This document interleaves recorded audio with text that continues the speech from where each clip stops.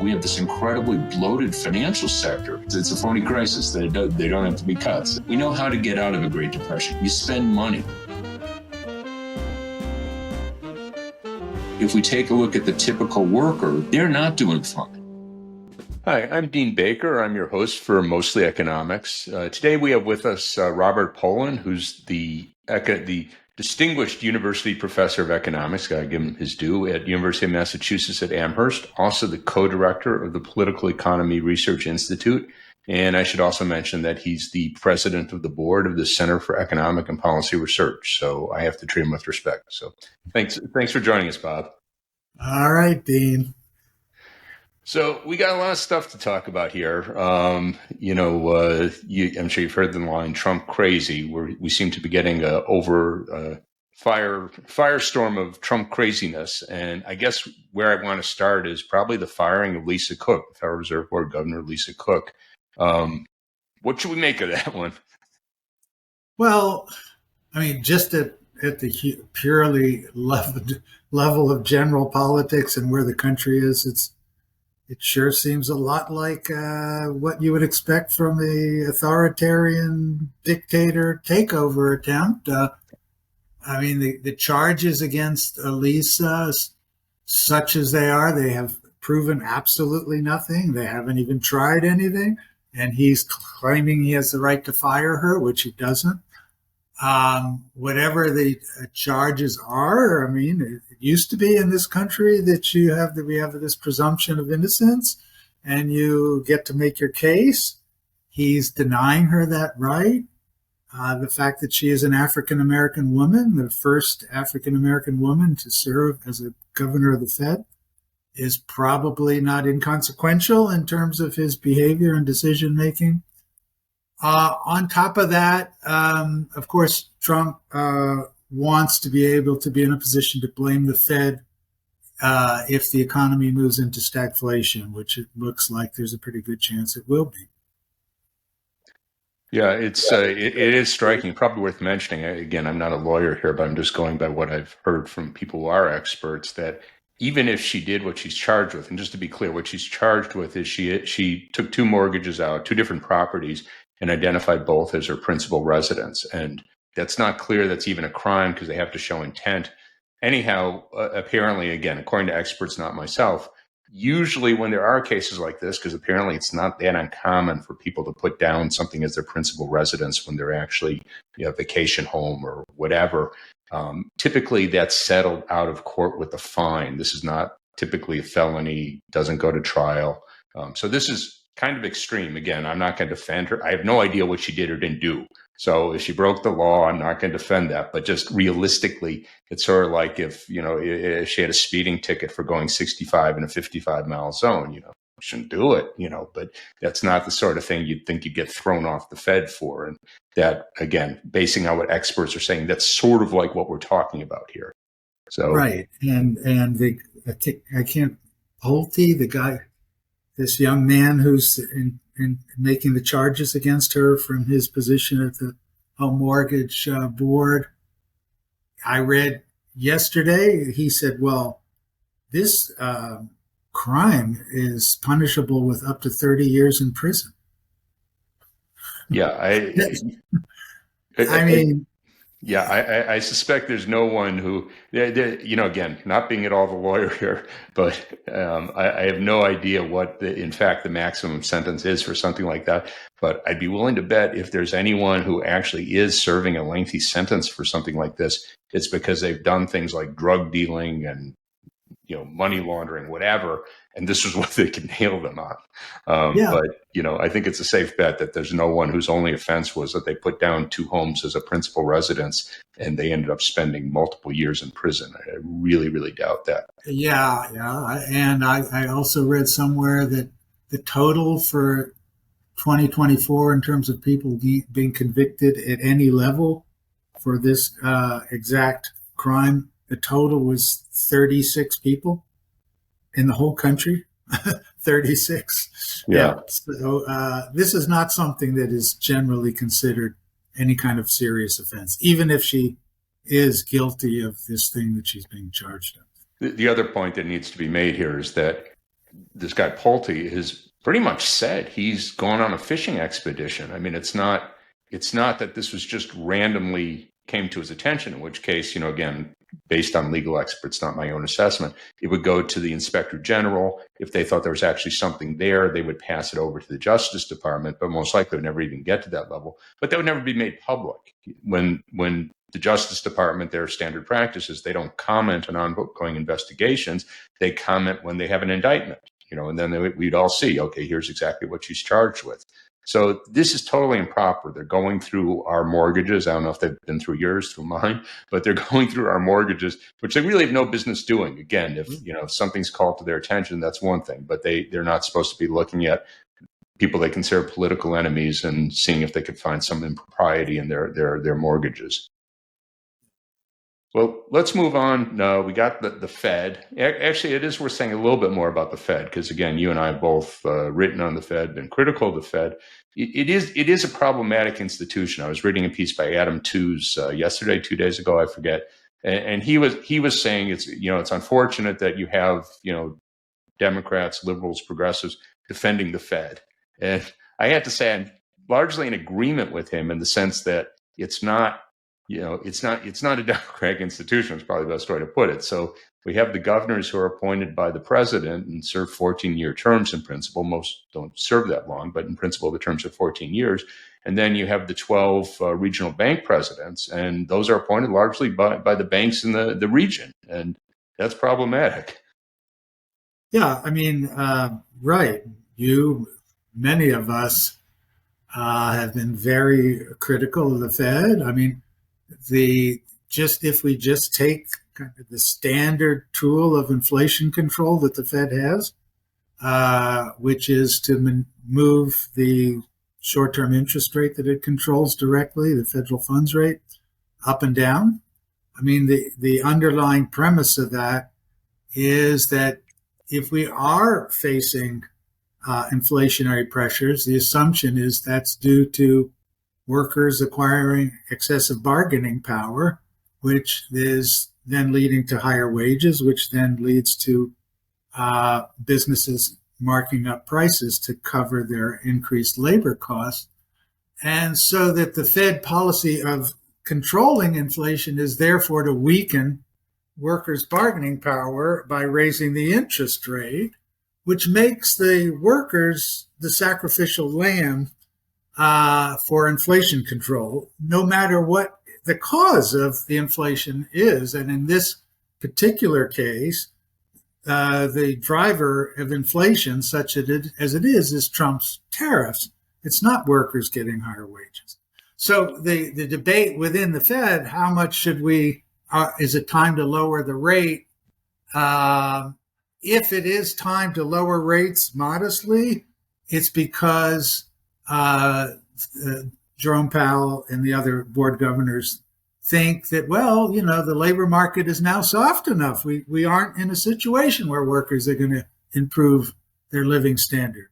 This is within a long-term framework in which, as we know, wages have stagnated for average worker for basically 50 years, even while average productivity has gone up 2.5-fold. So the overall standard framework is biased against workers, and that's the way the Fed operates. Trump isn't attacking the Fed because he cares about workers. He's attacking the Fed because he doesn't want to take blame for the stagflation that is likely coming. Yeah, when you mentioned that point about workers' wages, that's almost exactly, obviously, Powell didn't use those terms, but when he gave his speech at Jackson Hole last Friday, he was pretty clear. He said that he's comfortable, and again, these aren't exact words, but he said he's comfortable lowering rates because if you look at the labor market, we don't have to worry that workers are going to respond to the inflation we're seeing from tariffs by pushing up wages. So he said, in that environment, we could lower rates, which on the one hand, I think it's a good thing for him to lower rates. I think that's the right move. On the other hand, that's, and again, he's probably right in the labor market assessment, but that's not necessarily a good thing to say that, the labor market. The premise is, of course, the tariffs are are being covered by workers not getting raises, businesses marking up their prices, but the price markups are not going to reflect the full costs of the tariffs. The other part of this is, to the extent that the tariffs are actually generating revenue for the government, which is what they're supposed to do. Somebody's paying their import taxes.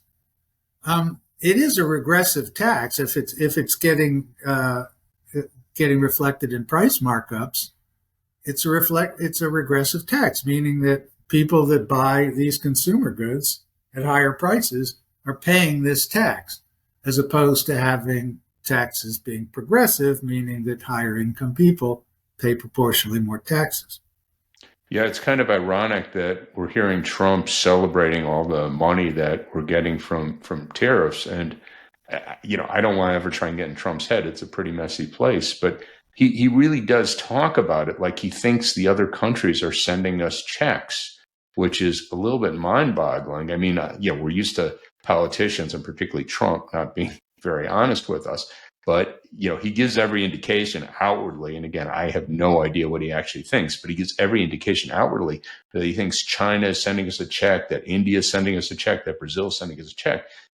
Again, his head is his head, but what we know in the world is workers are paying those taxes. Workers, these are import taxes.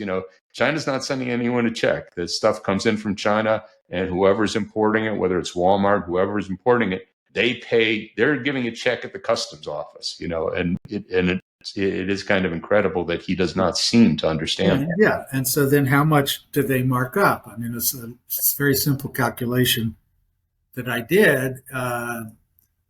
According to the Yale Budget Lab, the imports are now on average at about 18% relative to consumer prices. And imports are about 14% of overall consumer spending. So if you just put those two numbers together, that means that the tariffs alone are raising prices 2.5%, which is not outrageous, terrible in and of itself. But yeah, the workers are going to pay that. And then second, the fact that the tariffs alone are raising the inflationary threshold by 2.5% creates space for businesses to raise prices on domestic goods as well. Yeah, and it's striking. Again, who knows what's in the guy's head? But that's ordinarily one of the reasons for tariffs. You and I both, neither of us are like ardent free traders, and one of the arguments that we've made supporting industrial policy, promoting particular industries. You might want to have tariffs to give your domestic industry, both more market share, but also to increase their profits, increase their incentives. So you have a tariff on electric vehicles, not because we want to keep people from buying electric vehicles, but we want to give our domestic industry a chance to build up and, again, have somewhat higher prices, higher profit margins, encourage more investment. So the higher domestic prices, that's not, well, again, I can't speak for Trumpian tariffs, but if we're doing tariffs as industrial policy, that's not a bad thing. That's actually kind of what you want. Right. But it has to be, as you just described, what is the purpose of this? And the way Trump is across the board setting tariffs for all countries. I mean, yeah, what India just got hit as of yesterday, 50% tariff. Brazil, 50% tariff. Laos, 40% tariff. Myanmar, 40% tariff. I mean, and how is this actually helping U.S. industrial policy, and what actually is the industrial policy that we are pursuing within the framework of these tariffs? Yeah, it's completely incoherent. And then in any case, even if we say what we really want is we want just more domestic activity and we don't want imports coming in, it doesn't happen in 6 months. It happens over years as we build up domestic capacity. So to just impose tariffs and then say, we hate these people, products from Laos, why would we want those? And India, I can't even remember why we have these punitive tariffs. The They India used to story be is a great friends. one. He and Modi were friends a few weeks ago. Yeah, in case you'd forgotten it, it's easy to forget because it is so crazy. He wanted to have strong sanctions, strong tariffs on, basically secondary sanctions on Russia. So India is continuing to buy Russian oil. So that was ostensibly the reason. But this is at the same time that, we're supposed to be, are it 2 weeks or 3 weeks? I forget. We're supposed to be very close to a peace deal with Russia and Ukraine. This is from Trump. I mean, that's not my saying it. That's him saying it. So it's a little hard to understand. We're hitting India with these big tariffs to punish them for buying oil from Russia, but we're being good buddies with Russia because we're just on the verge of settling the Russia-Ukraine war, which probably be a good thing. But anyhow, it is hard to understand the logic. And as you say, we have these countries that Laos and Lesotho, which is a small, tiny country in sub-Saharan Africa that we've hit with these really huge tariffs that have a big impact on their economy, and really hard to see any possible benefit for the United States from that. I mean, we're not going to see, both cases, it's textiles, the main export. And, it's big for Lesotho, it's big for Laos, it's trivial for the U.S. So it's very hard to see, like, what industry in the U.S. do you hope to benefit by having 50% tariffs on these countries? Right. So that's, I mean, these numbers are, and then obviously just the mere fact of him, Paco, chickening out, I mean, it makes it impossible for businesses to plan long term, one way or another. Yeah, no, and that's an incredibly important point that, if you're serious about the policy, we want to build up whatever industry it is, whether, it's the one we might favor. Obviously, he doesn't like EVs, he doesn't like clean energy, but whatever you might favor, it really is, businesses have to know those tariffs will be there. And, Trump really seems to value the idea that he could do whatever he wants, whenever he wants. And, businesses that have to plan for 5, 10, 15 years, that's not a basis for investment that, Trump might change it tomorrow. Yeah. I mean, again, just looking at these numbers, I'm looking at the number between his April 2nd announcement, Liberation Day, versus as of July 31st. So, yeah, April 2nd, India was 26%. Today it's 50%. Japan was 24% April 2nd. It's 15% now. Indonesia was 32% April, 19% now. Mexico paused, whatever. European Union, 20% April, now zero for goods with column 1 duty rates less than 15%. I mean, it's, businesses can't absorb all this. It's hard enough for us economists to track it, and we do this for a living. So, yeah. Yeah, no, it's pretty crazy. I'll just mention one more, and we can go on to some other things. But he did his steel tariffs. We have a 50% tariff on steel, and this is by his own saying. He was speaking to a group of steelworkers union, which is great, good union. He goes, well, I was trying to decide what to make the tariff. I couldn't decide whether to make it 40% or 50%. So I decided on 50%. So naturally, workers all applaud. Well, I can understand that. Happy to have the president there, and more tariffs probably means somewhat more jobs, probably not a huge number. But people use steel. I mean, not you and I, but the auto industry uses steel, the appliance, and so you just raise their prices based on what? And that's just not a way to do serious economic policy. Yeah, that's where we are. And that alone, yes, is it's contributing to stagflation, because it's contributing to stagnation, because businesses don't know how to plan into, the next couple of years. So let's move on. You've done a lot of work on clean energy, and this has been a target of the Trump administration, a particular target. So, what do you see? Maybe you could give us some hope here, but what do you see with the Trump administration's, or I shouldn't say Trump administration, where we go with clean energy? Obviously, the Trump administration's policies are 180 degrees in the opposite direction. Well, I think it's fair to say that Trump's policies or disaster in and of themselves. The bill, I won't even use the ridiculous official name of it. Trump's bill eliminates or greatly cuts back the subsidies for renewable energy, solar, wind, geothermal, relative to the important advances that had been made under Biden, under the so-called Inflation Reduction Act and the bipartisan infrastructure bill. Those were major investments in building out a renewable economy. And Trump is eliminating or greatly reducing all of those. Also, electric vehicles, also battery technology. On top of that, the Environmental Protection Agency under Lee Zeldin has touted the fact that they've eliminated 200 regulations. Zeldin said in March that this is the biggest day of deregulation in the history of the world, or something to that effect.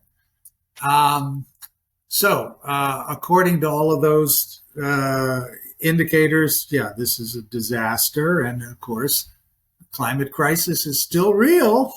There are actually scientists who have been looking at this for generations, and whatever Lee Zeldin and Trump think, they aren't scientists who have studied this. At the same time, there are some counter tendencies, and I think we can seize on those and see them as opportunities to continue moving forward with the kinds of initiatives and improving on the initiatives that happened under Biden. Number one is that the costs, relative costs, unsubsidized, of solar power, wind power, are dramatically fallen, so that according to Trump's own Department of Energy report and the Energy Information Agency, as of March, their estimate of the relative costs of generating a kilowatt of electricity in 2030 is I'll get it pretty close to right, 3.2 cents for solar per kilowatt, 3 cents for onshore wind, and 6.5 cents for natural gas, and something like 8 cents for nuclear. That's unsubsidized. So it makes sense, and I've been following the press on this, that new investments in electricity generation are being dominated by renewables, and not because the people that are doing these investments are tree huggers. It's because that's where they see the lowest cost option. So that's continuing. Secondly, the investments that were made as a result of Biden's Inflation Reduction Act and the bipartisan, mainly the Inflation Reduction Act, they have taken hold in important places, and it's unlikely for me to see how those places are going to be happy with Trump pulling back the money. Just to cite two examples. In West Virginia, maybe one of the reddest states in terms of supporting Trump, and the state known as being, coal country. I mean, they have commitments. They haven't had, the money hasn't all been spent, but they have commitments in the range of $5 billion for various clean energy investments in West Virginia, which will create something like, according to my estimates, about 70,000 jobs in the state. And meanwhile, there's, in terms of coal miners in the state, we're looking at about 5,000 people. So this is a great opportunity for West Virginia. Similarly, I did another study for Pennsylvania, which was highlighted during the 2024 election campaign because of the issue. Fracking in Pennsylvania has been a big issue, a big area of employment expansion to some extent, and certainly income for people that own property where they're fracking now. Similarly, about $8 billion in new commitments were generated as a result of the Biden program. And that would create about 150,000 jobs in West Virginia per year, the overall program. So I can't believe that the residents of these two states are going to say, oh, we hate clean energy. I think they probably say they like clean energy and they like the jobs, they like the incomes.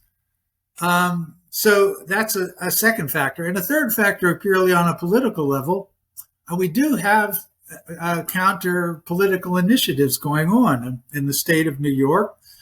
Right before Trump took office, December 2024, they passed the so-called Climate Superfund law, which imposes $3 billion a year for the next 25 years to fossil fuel companies to cover the damages they created through burning fossil fuels in the state. So climate adaptation measures, which also will create jobs in the state, undertaking those climate adaptation measures.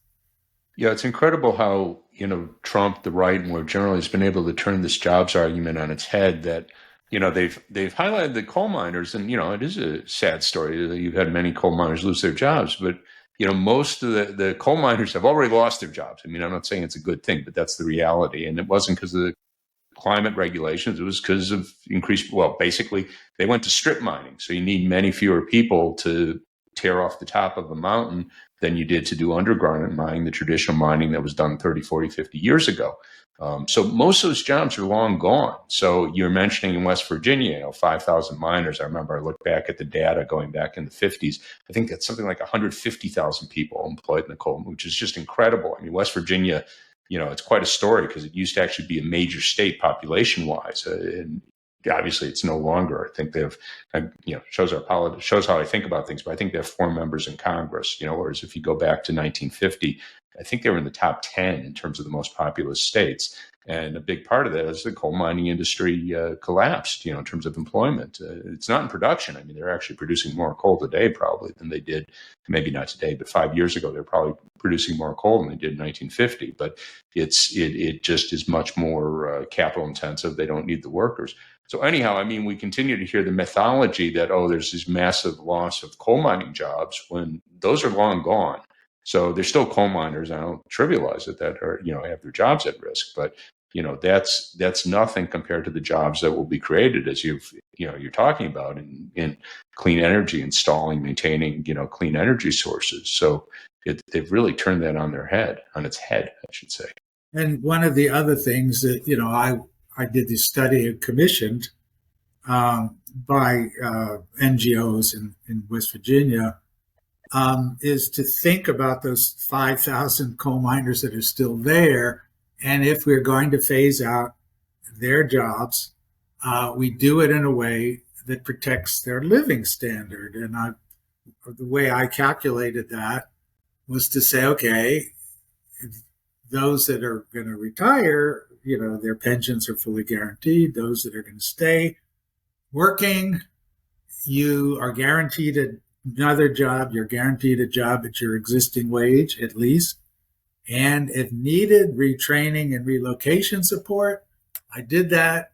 And the estimate as to the costs of doing that was 0.2% of the state's GDP. And that's to cover every single coal miner.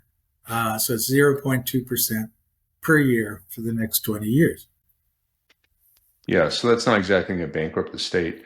The other part, and you're talking about this with the lower cost electricity, that's obviously a huge boon to, obviously it's money in our pockets when we're paying our electric bill, but also to industry. And, this comes up, we have this ostensible AI race with China, at least it's being portrayed. Well, it's probably an accurate way to portray it that, we have, the US companies throwing money at AI like crazy, and China's obviously very heavily invested as well. And one of I guess they have 2 big advantages. One is it seems, and again, not at all an expert in AI, just what I've read in the press about it, it seems their AI is much, much more energy efficient. So DeepSeek, their front runner, which is, again, what I understand performance-wise, very competitive with our front running firms. They use about 1/20th the electricity. So that's a huge advantage because, we know their real electricity or pigs, hogs. And, we may not have the capacity. But the other aspect of that is that electricity costs in China are about half of what they are here. And that's because they've been building clean energy like crazy. So we have Donald Trump declaring war on wind and solar and clean energy. But China, they've embraced it. And as a result of that, they have very cheap electricity. So again, I'm not in a position. Go ahead, Doc. No. So Trump, I mean, he's trying to shut down this biggest offshore wind project, offshore Rhode Island, Revolution Wind, with the Danish company Ørsted. I think that's how you pronounce it. It's 80% done. They've invested billions of dollars. And on what grounds, what is the argument? He says he hates wind turbines. Okay, why do you hate wind turbines? He thinks he's defending the fossil fuel industry, which I guess he is. But the fossil fuel industry is not the future. Even if you don't care about climate change, which we need to, but even if you don't, his own Department of Energy is telling us that wind and solar are half the cost of fossil fuels and less than half as relative to nuclear. Yeah, that really is an incredible story for people who hadn't heard about it. So this is, I guess, it was last week. He announced, Selden was it? I forget who the official. No, it was Bergen, the energy secretary. That it's not clear they have the authority. That they're saying they're shutting down this wind project that's 80% done. It's supposed to provide electricity to 350,000 homes. That's a lot of homes, I guess it would have been online in a year or so. And now, they aren't going to have that electricity. And again, no coherent reason. They said something about national security, which again is kind of mind-boggling. That you might say, okay, we want to build up our wind industry, but this is not going to do that in any obvious way. And again, it points to the just uncertainty, Trump crazy, whatever you want to call it. That how can someone undertake investment when you run the risk that Donald Trump might get upset at you or your industry and just say, hey, stop. So here it is. I think they put $4 billion into it. Do you know the number? While we're talking, I have an article we can keep our glance. But yeah, I think the total project, $6 billion. Anyway, yes, we're in the right range. Yeah, so it's a serious investment on their part. So again, if you just stand back, you don't care about the environment, you don't care about the future of the planet. You're there to make money. And in Donald Trump's America, you could put down a huge investment. They followed all the rules. It's not, there's been no accusation that they didn't do something right. They got the permits. They followed all the rules that, when you're 80% of the way done, they could just say, sorry, you're out of business. That's not a good investment environment. No, it's incredible. But that's what he's doing. So, yeah. So anyhow, yes, there's a little bit of craziness. I want to get to one other topic of Trump craziness, because you and I both have given this a lot of thought. And it really does stand out. I mean, we're economics nerds, but I think it's hugely important. Trump fired the head of the Bureau of Labor Statistics earlier this month, I guess, because he didn't like the jobs numbers. And to my view, and I'm sure you say, it's kind of incredible.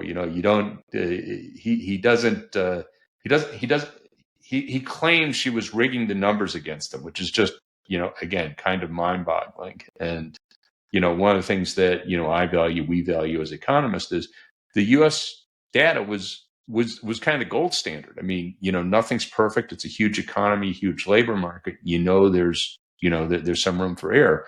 But you knew that they were not cooking the books. They were trying to give you the best data they could. Right. I mean, so, yeah, we had 3 months of the last report. We had this downward revision in the estimate of job creation relative to what the preliminary results were. And it was a large downward revision, such that now, May, June, July, job creation was 106,000 total, which is, an 80% drop relative to what it was a year ago, 2024. Trump didn't like the number.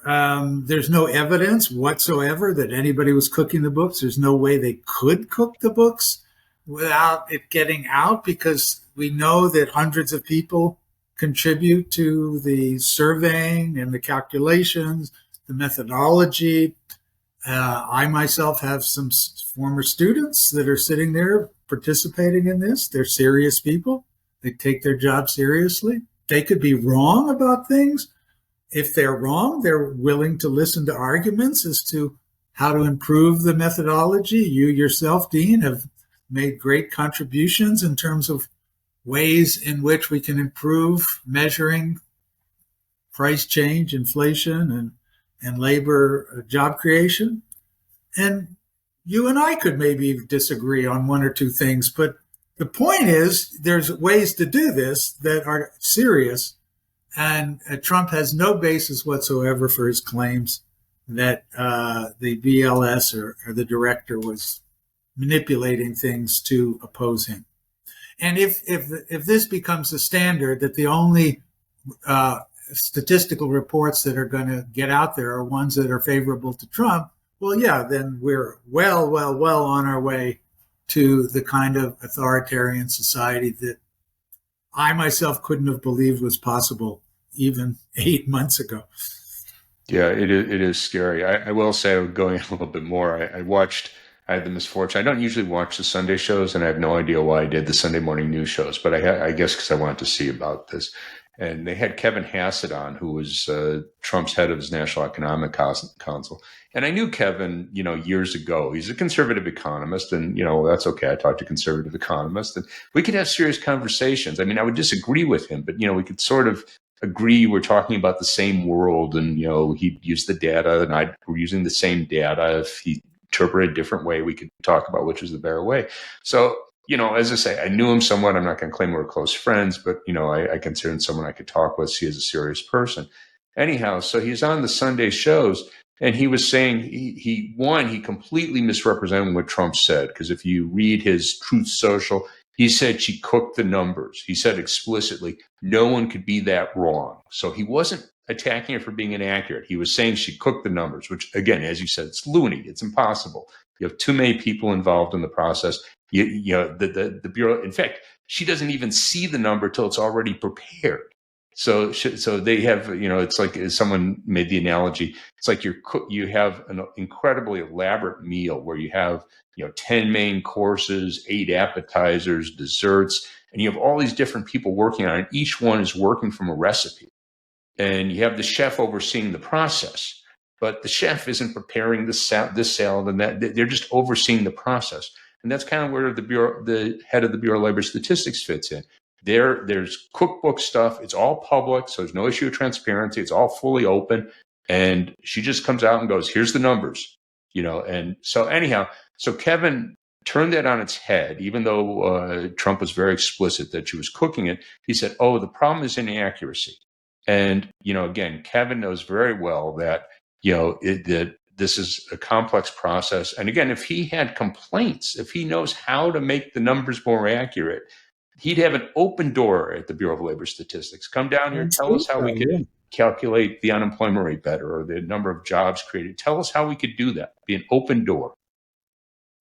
Well, and I have no special knowledge other than what I hear from my former students, but the part of the reason that the downward revision in the employment relative to the preliminary numbers, at least is what I've heard, is part of the reason is that the quality of the preliminary surveys has diminished because of the job cutbacks.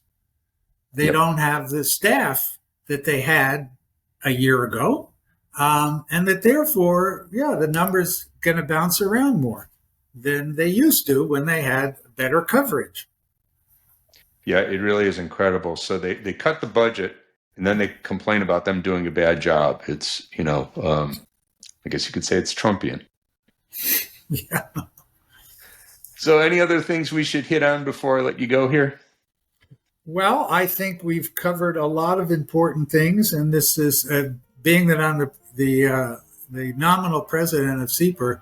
It's great to see you doing this new podcast, and I'm sure there's a lot of people out there appreciating it. Well, thanks, Bob. Thanks a lot for joining me. Okay, great to talk to you. If you like what you just saw, please help us out by liking us and subscribing. Thank you.